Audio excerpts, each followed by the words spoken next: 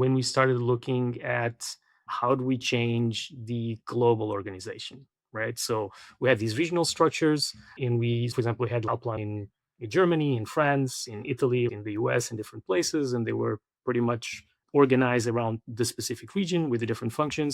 And we moved from that to global commercial functions.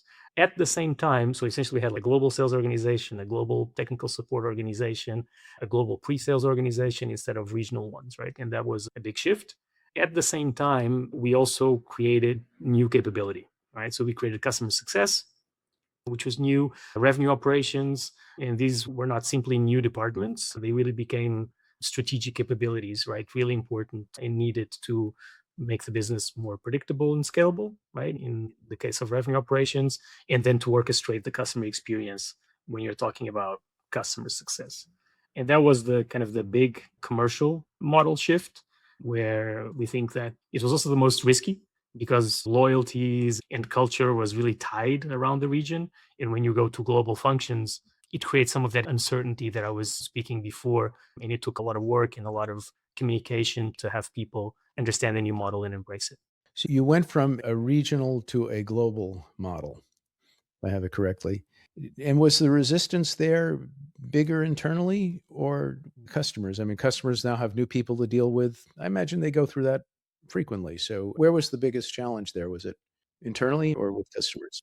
Not customers. For customers, I think it became we managed to deliver a better experience because for a customer that, for example, comes across an escalation or they want to understand training or best practices, they would, instead of getting the knowledge and the artifacts that exist in one region, they would essentially have access to the whole global outline, right?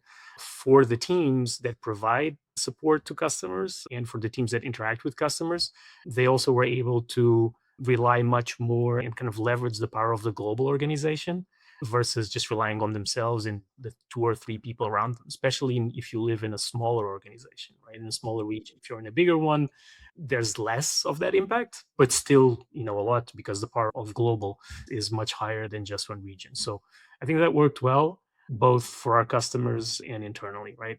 In the beginning, of course, there's resistance. I mean, I wouldn't call it resistance, but like, why are we doing this? And what's in it for me? And how does this impact my career path? And who am I going to report to now?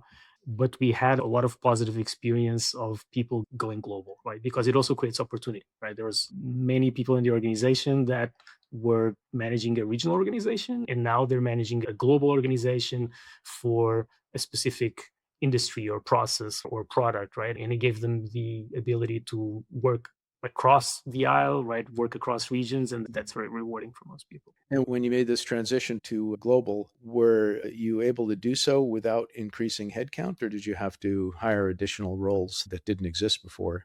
No, we didn't. The change from regional to global did not change our headcount, but we did consciously increase our headcount on frontline sales.